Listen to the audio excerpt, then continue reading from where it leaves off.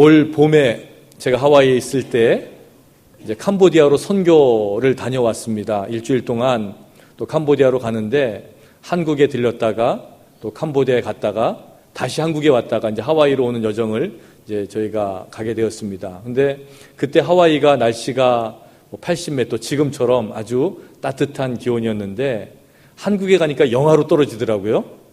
그래서 너무너무 추웠는데 한국에 있다가 캄보디아로 가니까 거의 96도, 100도 가까이 됐어요. 근데 습하니까 얼마나 덥게 느껴지는지 모릅니다. 그러니까 온탕에 있다가 냉탕에 들어갔다가 열탕에 들어갔다가 또 냉탕에 들어갔다가 이런 오고 가는 여정이었는데 한국까지 가는 비행기에서 요즘은 비행기마다 영화를 여러 개 이렇게 선택할 수 있더라고요. 그래서 이것저것 보는데 그 중에 제목 하나가 제 마음에 확 와닿았어요. 그 제목이 뭐냐면 꾸빼 씨의 행복 여행이다.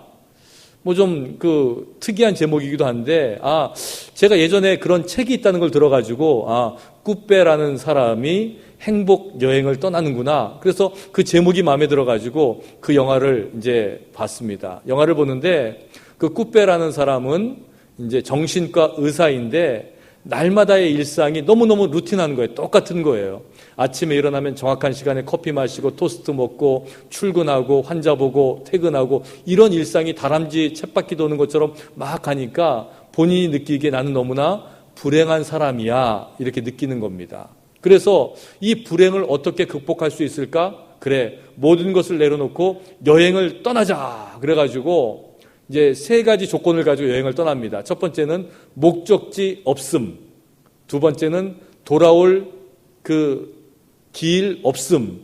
그리고 세 번째는 행복이 무엇일까라는 질문.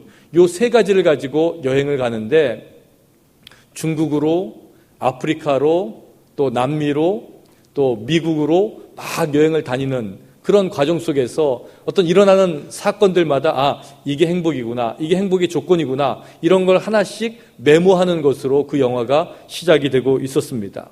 그가 발견한 행복은 첫 번째는 다른 사람과 비교하면 행복을 잃어버린다 이거였어요. 그리고 또 한 가지는 사람들은 돈이나 주의를 행복의 조건이라고 생각한다. 또 한 가지는 불행을 피한다고 행복이 오는 것은 아니다. 이렇게 한 가지씩 행복을 찾아가는 그런 내용이었습니다. 제가 그 영화를 보면서 물론 그 사람이 이야기했던 행복의 조건이 다 내 마음과 맞는다고 생각할 수 없을지는 모르지만 한 가지 분명한 것은 우리의 인생도 저의 인생도 행복을 찾는 인생이라는 거였습니다. 우리는 모두 다 행복을 찾고 있었습니다. 그래서 제가 그 영화를 보면서 그래, 내가 한국에 갔다가 캄보디아에 갔다가 다시 한국에 왔다가 하와이로 오는 그 과정이 어쩌면 하나님께 나에게 행복을 찾으라고 아니면 행복을 발견하라고 보낸 여행인지 모르겠다. 그래서 제 마음속에는 저의 가는 길도 행복 여행이다. 이 마음을 가지고 이제 선교를 가게 되었습니다. 그래서 캄보디아에 가보니까 캄보디아 사람들은요 행복한데 대책 없이 행복해요. 정말 못 사는데 너무너무 가난한데 한 달 평균 임금이 몇십 달러밖에 안 되는데 이 사람들은 얼굴에 그늘이라고 하나도 없어요. 얼굴은 새까맣고 덥고 사는 것도 보잘것없는데 너무너무 행복한 거예요.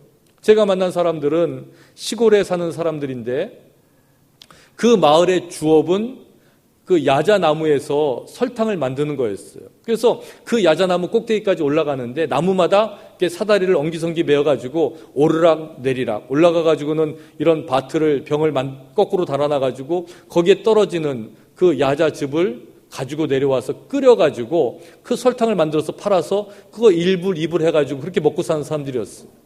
근데 이 사람들이 그 나무를 오르락 내리락 하다 보니까 온 손이 얼마나 딱딱해졌는지 굳어가지고 이런 삶을 살고 있었어요. 또 야자수 그 꼭대기에 올라가가지고 내려가서 다른 나무에 올라가기가 싫으니까 거기에서 다른 나무까지 아주 얄팍한 사다리를 만들어가지고 오고 가면서 그렇게 살아가는 사람들이었어요. 또 부인들은 그 가마솥에다가 나무를 가지고 한국 옛날에 가마솥에 밥하는 것처럼 설탕을 끓이면서 그 더운데 그 뜨거운 불 앞에서 이거를 저어가지고 이거를 설탕을 만들어가지고 파는 그런 사람들이었어요. 그런데 그 사람들의 얼굴은 너무너무 행복한 거예요. 세상 근심 걱정이 없는 거예요. 얼마나 행복한지 동네에 가보니까 뭐 음악 소리가 크게 나가지고 저건 뭐 하는 겁니까? 물어봤더니 결혼식이래요. 근데 결혼식을 한두 시간에 끝내는 게 아니라 2박 3일 동안 한다는 거예요. 온 동네 사람들이 얼마나 그냥 다음날 먹고 살 거는 해결되지 않은 사람들이 2박 3일 동안 먹고 마시는데 얼마나 행복한지 모르겠어요. 그렇게 살아가더라는 거예요.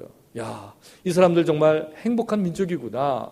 근데 도시에 나오니까 도시에 있는 청년들은 꿈이 있었어요. 그들의 꿈은 뭐냐면 한국말을 열심히 공부해가지고 한국어 시험을 합격하면 한국의 노동자로 갈 수가 있다는 거예요. 여기서 있으면 몇십 불 그렇게밖에 못 버는데 한국에 가면 1,500불, 2,000불 이렇게 받으니까 엄청나게 부를 쌓을 수 있다는 꿈을 가지고 한국말 공부를 열심히 하는데 몇십 대 1의 경쟁률이라는 거예요. 그런데 저희가 방문한 그 교회의 그 캄보디아 청년들이 3명이 한국말 시험을 합격해가지고 이제 한국에 가게 되었다고 축하의 박수를 보냈는데 그 사람들은 너무너무 행복해 보였어요. 그리고 제가 한국으로 돌아오는 길에 비행기를 타는데 수십 명의 캄보디아 청년들이 한국에 가는 그런 청년들을 만났어요. 이 청년들은 한국으로 가기 위해서 시험을 공부했고 시험에 합격했고 또 한국에 있는 그런 사업체에서 산업 그 현장에서 초청을 받아가지고 거기 가는데 마치 우리 여기 계신 분들 미국에 올 때에 공항에 30명, 40명씩 나와가지고 기도하고 미국 가서 성공해야 돼 그러면서 보냈던 것처럼 그 캄보디아 청년들도 수십 명씩 나와가지고 가서 성공하고 오라고 배웅하는 그 모습 보면서 그들의 마음 가운데에는 그 꿈을 안고 코리안 드림이라는 꿈을 안고 가는 그 행복에 젖어 있는 그 청년들의 모습을 볼 수 있었어요. 아, 이것이 행복이구나. 우리가 살아가고 있는 모습이 행복이구나. 그들도 그 행복을 찾아가는 길이구나. 제가 그 마음을 먹었어요. 우리는 모두 행복하고 싶어 합니다. 아니, 행복해야지 마땅합니다. 열심히 일하고 공부하고 자녀들 키우고 결혼하고 아이들 낳아서 키우고 신앙생활하고 이게 다 무엇 때문에 그런 일을 합니까? 행복을 찾았어요. 그런데 그런 일들 가운데에서 우리가 행복을 찾지 못한다면 우리가 지금까지 살아왔던 인생이 무엇이 되냐는 거예요. 옛날에 어떤 왕이 있었는데 이 왕이 많은 나라를 정복하고 많은 보물을 얻은 그런 왕이었어요.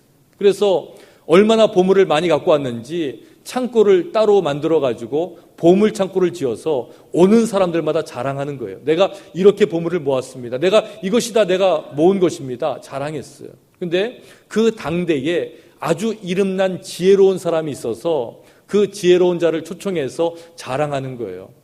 이렇게 보여준 다음에 당신은 지혜 있는 사람이고 또 당신은 세계 많은 곳을 다녔으니까 알 것 아니요? 그러면서 물어보는데 뭐라고 물어보냐면 이 세상에서 가장 행복한 사람이 누구요? 이렇게 물어봤어요. 원하는 답은 뭐예요? 이 많은 보물을 갖고 있는 자신이 가장 행복한 사람이라는 답을 얻기 원했는데 이 지혜로운 사람이 대답하기를 이 세상에서 가장 행복한 사람은 저 옆 동네에 사는 아무개입니다. 이렇게 대답을 하는 거예요. 그 이유가 뭐요? 왕이 물었더니 그 지혜로운 사람이 대답하기를 그는 좋은 나라에서 태어나서 자식을 낳았고 자식의 자식을 낳았는데 그 자식들마다 다 잘 됐습니다. 그렇게 넉넉하진 않았지만 풍요롭진 않았지만 그래도 적당하게 아름다운 인생을 살았고 또 살면서 사람들에게 덕을 많이 베풀어서 그가 죽었을 때에 많은 사람들이 애도했고 또 나라에 세운 공이 있어서 나라에서 만들어준 묘지에 장사되었습니다. 그러니 그의 인생이 행복한 것 아닙니까? 이렇게 대답을 하는 겁니다. 그럼 왕이 그러면 그 다음으로 행복한 사람이 누굽니까? 물어봤더니 또 다른 사람의 이름을 대는 거예요. 나중에 왕이 화가 나가지고 그러면 내가 쌓아놓은 이 많은 부와 내가 모아놓은 이 보물은 아무 쓸모가 없다는 말이요? 이러면서 화를 내었습니다. 그때 그 지혜로운 사람이 이렇게 대답을 하는 거예요.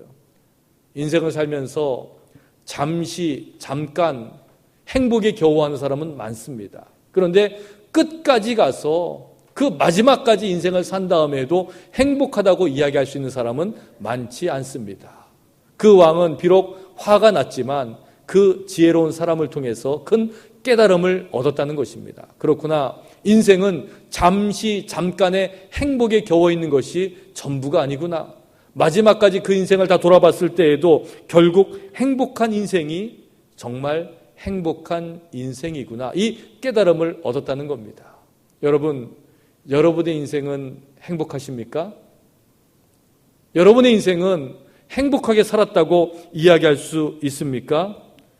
우리는 모두가 다 행복을 원하지만 그렇다고 해서 그 행복을 다 누리는 것은 아닙니다. 톨스토이가 쓴 안나 까레리나라는 그런 소설이 있는데 그 소설에서 그 첫 문장이 이렇게 시작을 합니다. 행복한 가정은 모두 비슷한 이유 때문에 행복해하지만 불행한 가정은 제각기 저마다의 이유 때문에 불행하다. 이렇게 시작을 합니다. 행복한 가정은 비슷한 이유 때문에 행복하고 불행한 가정은 저마다의 이유 때문에 불행하다. 그것을 인생이라는 말에 비유해 보면 행복한 인생은 모두가 다 비슷한 이유 때문에 행복해합니다. 그런데 불행한 인생을 들여다보면 거기에는 나름대로의 이유가 있어요. 건강 때문에, 돈 때문에, 관계 때문에, 자식 때문에, 가족 때문에 무엇이든지 간에 불행을 만드는 요인은 다 다르다는 것을 우리는 알 수가 있습니다. 톨스토이의 그 이야기를 통해 가지고 영감을 얻은 제럴드 다이아몬드라는 사람이 플리처상을 수상한 총균쇠라는 그 책이 있는데 그 책에서 그 다이아몬드라는 사람이 뭐라고 주장하냐면 그 안나 까레니나의 법칙을 만들었는데 그 법칙은 뭐냐면 이 세상에 있는 많은 동물 중에서 가축으로 만들 수 있는 동물이 몇 종류가 안 되는데 가축으로 만들 수 있는 동물들은 비슷한 이유 때문에 가축이 되고 가축으로 만들 수 없는 동물들은 저마다의 이유 때문에 가축이 되지 못한다. 이렇게 이야기를 합니다. 우리가 알고 있는 것처럼 뭐 소나 돼지나 양, 염소, 말 뭐 이런 식으로 가축을 만들 수 있는 동물들은 사람의 말을 듣고 사람이 주는 사료를 먹을 수가 있고 뭐 다 비슷한 이유 때문에 가축이 되는 거예요. 그런데 그렇게 만들 수 없는 뭐 콧불소, 악어, 사자, 호랑이 보면 다 저마다의 이유가 있는 거예요. 넓은 곳이 필요하다든지 먹는 게 다르다든지 뭐 다 제각기 이유가 있어가지고 나름대로의 삶을 살아간다는 거, 인생 그 영역을 살아가는 거죠. 제가 그 글을 읽으면서 이런 생각을 해봤어요. 그렇구나. 우리도 하나님의 백성으로 살아가는 것은 다 비슷한 이유 때문이라는 거예요. 하나님의 말씀, 예배, 기도 이런 것 때문에 우리의 인생이 행복한 인생이 되는데 예수 안에서 행복하지 못한 인생들 보면 나름대로의 사정이 있고 나름대로의 이유가 있다는 것입니다.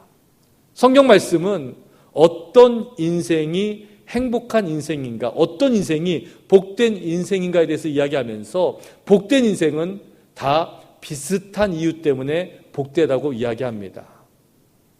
시편 1편에서 복 있는 사람은 이라고 이야기하지요. 복 있는 사람은 악인의 꾀를 쫓지 아니하고 죄인들의 길을 따르지 아니하고 오만한 자의 자리에 앉지 아니하고 오직 여호와의 율법을 즐거워하여 그 율법을 주야로 묵상하는 자로다.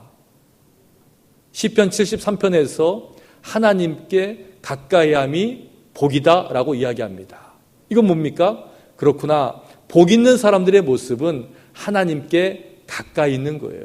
그런데 예수 안에서 하나님 안에서 복을 떠나 사는 사람들, 인생을 불행하게 여기며 사는 사람들의 모습을 보면 대부분 하나님을 멀리할 이유들이 한두 가지씩 다 있어요. 난 이래서 교회 가는 게 싫고 이래서 예수 믿는 게 싫고 이래서 하나님 안에 사는 게 싫어 이런 이유들이 다 있다는 것입니다. 오늘 말씀을 통해서 그러면 그 하나님 안에서 그 행복을 누릴 수 있는 그 비결이 무엇인가 몇 가지로 오늘 말씀이 그 비슷한 이야기들을 하는 거예요. 첫 번째는 뭐냐면 주의 전을 사모하는 거예요. 여러분 모두가 다 주의 전을 사모해서 이 자리에 나오신 줄로 믿습니다. 시편 기자가 이야기하기를 주의 궁정에서의 한 날이 다른 곳에서의 첫날보다 나은즉 악인의 장막에 사는 것보다 내 하나님의 성전 문지기로 있는 것이 좋사오니 이렇게 이야기를 합니다. 주의 궁정에서의 한 날이 다른 곳에서의 첫날보다 그 어떤 삶보다 더 귀하고 더 소중하다는 이야기를 지금 하고 있는 것이에요. 여러분, 지금 시편 기자의 마음이 느껴지지 않습니까? 주의 전을 바라보면서 예배의 자리를 바라보면서 그의 마음속에 있었던 것은 그리움이에요. 왜? 이 시를 쓸 때에 이스라엘 민족들은 언제든지 예배할 수 있고 언제든지 예루살렘에 나갈 수 있는 것이 아니라 바벨론 포로에 잡혀서 예배하고 싶어도 예배할 수 없고 예루살렘에 나아가고 싶어도 나갈 수 없는 삶의 형편에 빠져 있었다는 것입니다. 고향과 성전이 그리워서 그때를 기억하면서 주의 궁전에서의 한 날이 다른 곳에서의 첫날보다 낫다고 지금 고백하고 있는 것이에요. 만군의 여호와여 주의 장막이 어찌 그리 사랑스러운지요. 내 영혼이 여호와의 궁정을 사모하여 쇠약하며 내 마음과 육체가 살아계시는 하나님께 부르짖나이다. 하나님의 전을 사모하면서 내 마음이 쇠약해졌다고 이야기합니다. 그만큼 주님을 사랑하는 마음이 강하다는 거예요. 여러분, 주의 전은 어떤 곳입니까? 주의 전은 회개가 있는 곳입니다. 주의 전은 어떤 곳입니까? 주의 전은 예배가 있는 것이 하나님께 영광을 올려드리는 곳입니다. 그 주의 전을 사모해서 나올 때에 어떤 분들은 그냥 마지못해 나오는 분이 있고 어떤 분들은 너무너무 주의 전을 사모해서 나오는 분들이 있어요. 여러분은 어떤 모습입니까? 제가 이제 LA에 온 지 정확하게 2달이 되었습니다. 정말 짧은 기간인데 그동안에 많은 사랑을 받고 또 여러 교우님들 만나서 또 이야기하고 또 신방하고 또 속회 참석하고 이러면서 제가 여러분들의 삶을 돌아다 봤어요. 근데 너무너무 귀한 인생들이 많았고 너무너무 아름다운 삶이 너무너무 많았어요. 그러면서 제가 드는 마음은 우리 교우들이 주님의 전을 너무너무 사모한다는 거예요. 여러분 그러시죠? 주의 전을 너무너무 사모해요. 그런데 사모하는데 다 멀리 있기 때문에 또 트래픽 때문에 주중에 많이 이렇게 나올 수 없고 새벽 제단 쌓을 수 없는 것 때문에 너무너무 안타까워하시는 걸 느낄 수가 있었어요. 그래서 주일날 교회에 오시는 것이 너무너무 귀하고 주일 예배 드리는 것이 너무너무 그냥 기다려진다는 이야기들을 많이 들었어요. 그냥 저 혼자 생각인가 봐요. 주일날 예배 참석하는 게 너무너무 기다려지시죠? 정말 교회 오는 게 너무너무 귀해요. 제가 그 말을 들으면서 제 마음속으로 어떤 생각을 했냐면 목사로서 설교자로서 매주일 최선을 다해서 하나님의 말씀을 준비해서 증거해야 되겠구나. 왜 우리 교우들 멀리서 이렇게 하나님 사랑하는 마음 가지고 예배 사모하는 마음 가지고 모이는데 목사로서 할 일이 정말 말씀 잘 증거하는 것밖에 더 있겠느냐. 또 말씀 잘 증거하는 것보다 그 말씀대로 살고자 하는 그 모습이 제 안에서부터 시작이 되어야 되겠다는 그런 마음을 가졌어요. 여러분도 이 귀한 예배 참여해서 이 예배가 정말 우리 인생의 귀한 예배가 되고 매주일 드리는 예배를 통해서 인생을 살아갈 버팀목을 삼으시는 여러분 되시기를 주님의 이름으로 축원합니다. 나의 왕 나의 하나님 만군의 여호와여 주의 제단에서 참새도 제집을 얻고 제비도 새끼둘 보금자리를 얻었나이다. 누구에게나 제자리가 있습니다. 살면서 제자리를 빨리 찾는 사람은 인생이 안정이 돼요. 그런데 나이가 들어도 내 자리를 찾지 못하면 방황이 너무너무 길어지는 사람을 볼 수가 있습니다. 여러분, 우리의 제자리는 예배하는 자리인 줄로 여러분 믿으시기 바랍니다. 한국에서 신앙생활은 어떤 분이 계셨는데 교회는 믿음으로 가는 게 아니라 그냥 부인 눈치 때문에 가는 분이 계셨어요. 너무너무 교회 가기가 싫어가지고 자기 스스로도 교회는 가지만 그것도 한 달에 한두 번 그냥 겨우겨우 가지만 자기 스스로를 날라리 신자라고 그랬어요. 믿음도 없고 그냥 형식적으로 가고 늦게 갔다가 빨리 나오고 그런 날라리 신자였어요. 세상 친구들 노는 거 좋아하고 운동 좋아하고 뭐 등산 좋아하고 그래가지고 친구들하고 몰려서 다니는데 어떻게 하면 교회 안 갈까 이 생각만 하다가 어느 날 그 주일날 친구들하고 등산을 갔다가 내려오는 길에 보니까 점집이 있는 거예요. 그래서 친구들하고 저기 한번 가보자. 그래가지고 남자들 5-6명이서 점치러 들어갔다는 거예요. 근데 점을 보시던 분이 이 친구들을 딱 보더니 하는 말이 이 중에 예수 믿는 사람이 있으니까 예수 믿는 사람 나가! 그러더라는 거예요. 다른 친구들은 교회 문턱에도 안 갔거든요. 자기는 교회는 가지만 신자는 아니라고 생각했거든요. 그래서 얘기했다는 거예요. 나는 교회는 가지만 날라리 신자입니다. 믿음이 없습니다. 그랬는데 그 점치는 사람이 뭐라 그래요? 날라리 신자도 신자니까 나가시오. 그랬다는 거예요. 여러분, 세상이 볼 때에는요, 날라리 신자도 신자예요. 여러분, 내 믿음이 없어, 나는 부족해 할지 모르지만 여러분들은 보통 인생이 아니에요. 하나님께서 택하셔서 주의 전으로 불러주신 그런 인생인 줄 여러분 믿으시기 바랍니다. 그 인생이 거할 자리가 어디예요? 예배의 자리라는 거예요. 성경은 말합니다. 나의 왕 나의 하나님 만군의 여호와여, 주의 제단에서 참새도 제집을 얻고 제비도 새끼둘 보금자리를 얻었나이다. 참새나 제비나 다 어때요? 그냥 그렇고 그런 거예요. 평범한 거예요. 독수리처럼 높이 날 수도 없고 공작새처럼 화려한 모양을 자랑하지도 않아요. 그냥 평범하고 어디서든지 보이고 그런 거예요. 근데 지금 성경 그 말씀을 통해서 그런 미물인 참새와 제비들도 자기들의 자리가 있고 보금자리가 있다는 것을 알려주고 있는 거. 왜? 우리 같은 인생도 하나님께서 기억하시고 우리 인생이 거할 자리를 하나님께서 예비하고 계시다는 것을 우리에게 알려주고 있는 거예요. 평범하고 보잘것 없어 보이는 인생이지만 그 인생을 들어서 하나님께서 계획하신 그 자리가 있다는 것을 여러분 믿으시길 바랍니다. 우리는 그 자리를 찾아가는 인생이에요. 그리고 그 자리에서 행복을 누려야 되는 거예요.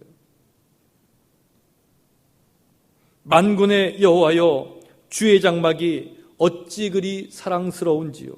내 영혼이 여호와의 궁정을 사모합니다.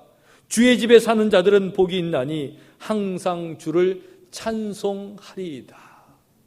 주의 전에 거하는 자가 그 자리에서 할 수 있는 게 뭐예요? 찬송하겠다는 거예요. 우리 찬송가에 그런 찬송이 있어요. 내 영혼이 은총 입어 중한 죄짐 벗고 보니 슬픔 많은 이 세상도 천국으로 와. 3절 가사에 보면 높은 산이 나옵니다.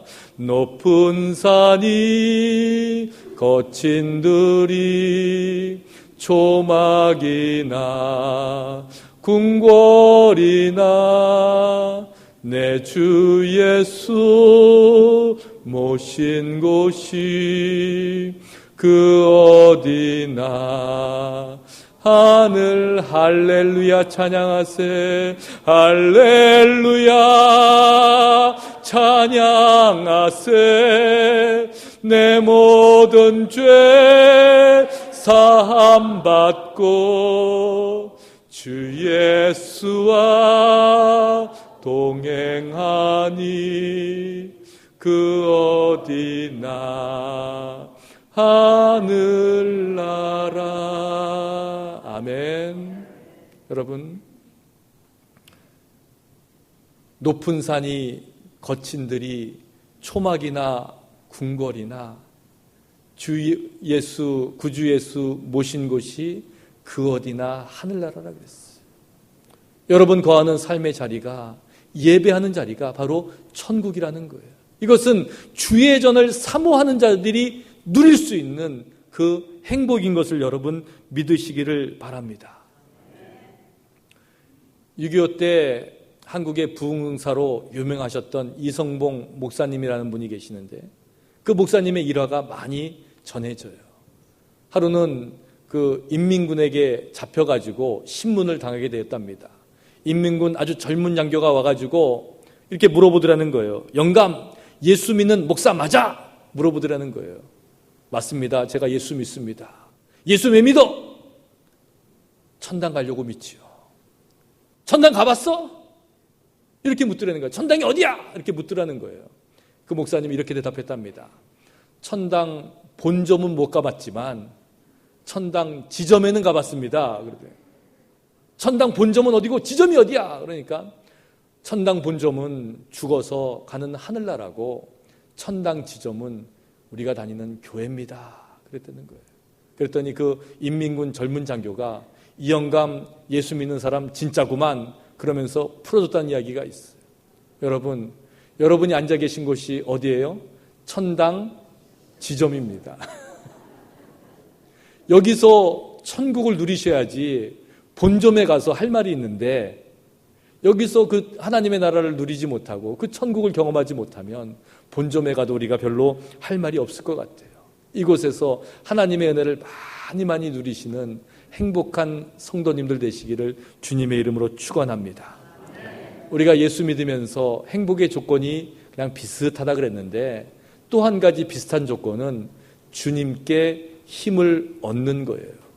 성경은 이렇게 이야기합니다.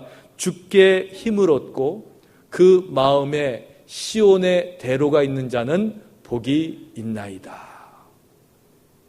주께 힘을 얻고 그 마음에 시온의 대로가 있다.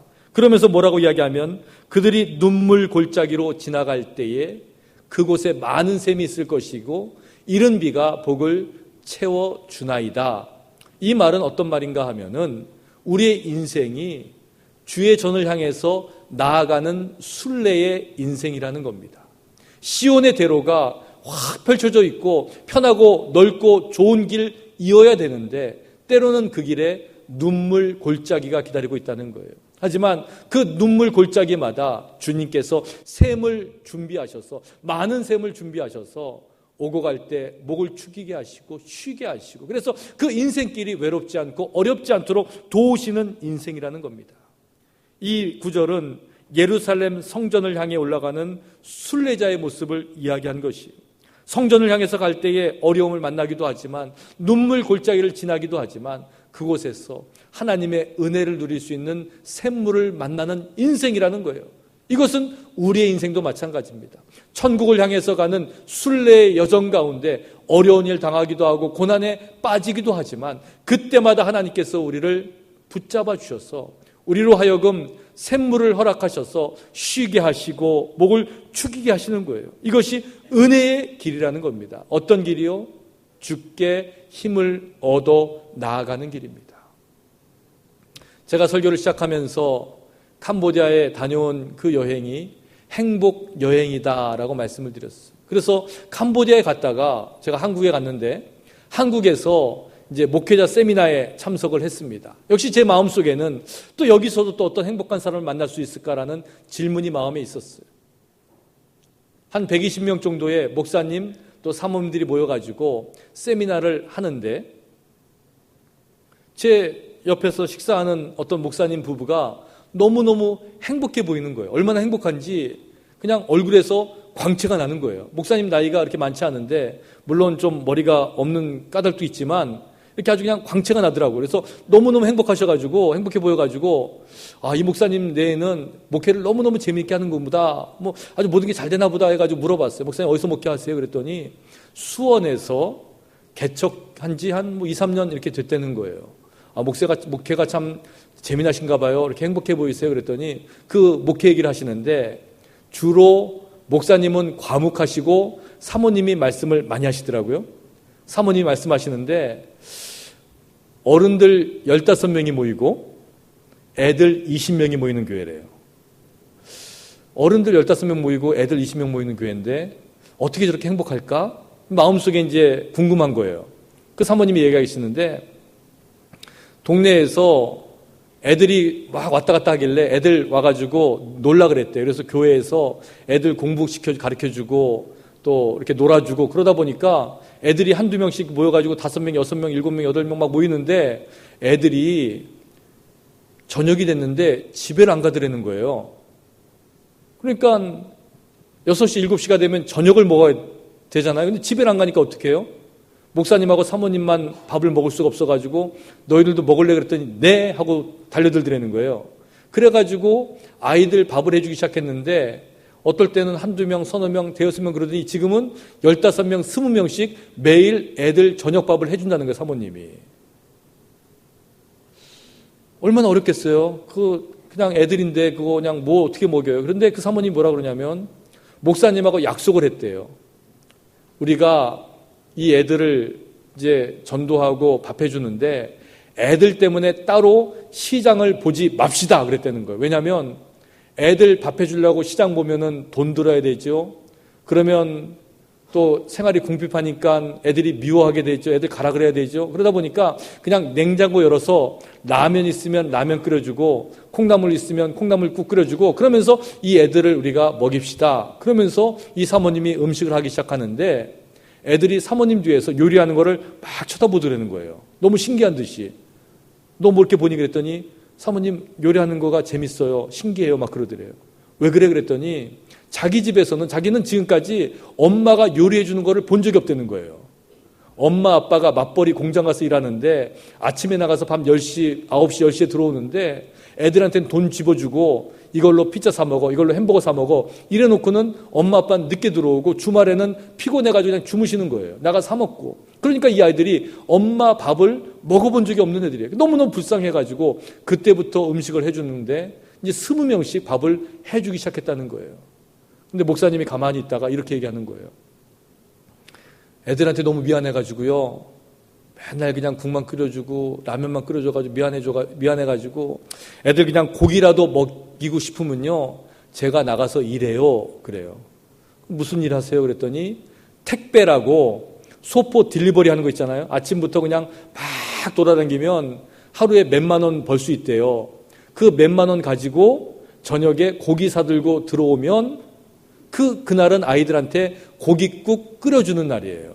그래서 자기는 그게 너무너무 행복하다는 거예요. 야, 이건 무슨 행복일까? 제가 그냥 마음에 의심이 들었어요. 그래서 제가 그 이야기를 들으면서 그렇구나. 그 목사님이 하루 일해가지고 일당 벌어가지고 사가지고 오는 고기는 이거는 그냥 고기가 아니다. 이거는 목사님의 사랑이고 주님의 사랑이다. 그 고기를 같이 먹는 아이들과 함께 나누는 식탁은 그냥 식탁이 아니다. 이거는 주님과 함께하는 성찬이다. 이렇게 이야기를 했어요.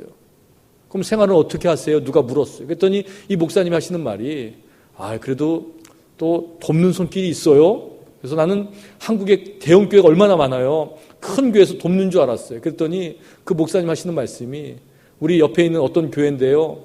그 교회는 30명이나 모인대요. 우리 보고 자기들은 30명 모이니까 우리 반밖에 안 모인다고 불쌍하다고 매월 선교비를 보내주세요. 그런데 그 목사님이 너무너무 귀하게 보이는 거예요. 저 행복이 어디서 오는 건가? 주께 힘을 얻고 나아가는 거예요.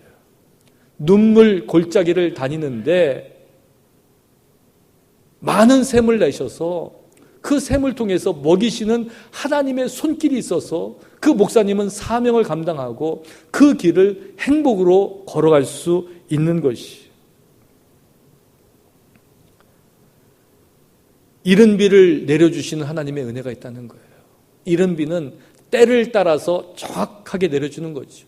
이스라엘 지역에서는 한동안 가뭄이 되다가 8월, 9월에 파종을 하면 씨를 뿌리면 이 씨가 자라기 위해서는 비가 내려야 되는데 그때 비가 내리지 않으면 이게 말라 비틀어지는 거예요. 근데 꼭 그때 비가 내리면 이게 뿌리를 내리고 싹을 틔우고 열매를 맺고 한 해 농사를 할 수 있다는 거예요. 근데 하나님은 놀랍게도 그 이른 비를 내려주시는 하나님이라는 거죠. 꼭 필요할 때 돕는 손길을 통해서 하나님의 은혜의 비를 내려주시는 그 하나님이신 줄 여러분 믿으시기를 바랍니다. 우리가 의지하는 하나님, 우리가 힘을 얻는 하나님은 그런 하나님이시라는 거예요. 많은 샘을 예비하시고 이른 비를 예비하셔서 우리를 먹이시고 도우시는 그 하나님의 손길이 있기 때문에 우리가 행복한 신앙생활을 할 수 있는 것이. 우리가 신앙생활하면서 행복할 수 있는 또 한 가지 이유는 주를 의지하는 거예요. 주님 안에서 행복한 삶은 주를 의지할 때 주어지는 겁니다. 오늘 말씀 이렇게 기록되어 있어요. 만군의 여호와여, 주께 의지하는 자는 복이 있나이다. 주께 의지한다 그래서 내 도움을 청하고 매달리고 이것이 아니라 Blessed is the man who trusts in God, trusts in you, 이렇게 이야기하는 거예요. 누구를? 하나님을 트러스트하는 것, 신뢰하고 믿는 것을 이야기하고 있는 것이. 누가복음에서 그러나 인자가 올 때에 세상에서 믿음을 보겠느냐? 주님께서 이렇게 물어봤어요. 세상에서 믿음을 보겠냐는 말은 끝까지 그 믿음을 지키고 끝까지 하나님을 향한 신뢰를 잃어버리지 않고 살아갈 사람들이 있겠느냐고 우리에게 물어보는 거예요. 세상과 타협하지 않고 견고한 믿음을 지키며 하나님을 의지하며 살아갔던 인생이야말로 하나님의 은혜 가운데 복을 누리는 인생이라는 것이죠. 제가 한국에서 그 세미나를 마치면서 이제 마지막으로 이제 세미나에 대한 소감을 발표하는 시간이 있었어요.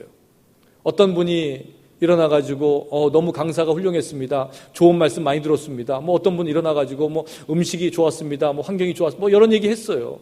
근데 마지막으로 어떤 사모님이 일어나가지고 아주 낭낭한 목소리로 말씀하시는 거예요. 이렇게 귀한 자리를 베풀어 주셔서 감사합니다. 저는 어디 교회에서 시무하는 아무개 목사님의 부인 되는 아무개 사모입니다. 너무너무 또박또박 이야기를 하셔요. 근데 그 말씀을 마친 다음에 갑자기 훌쩍대는 거예요.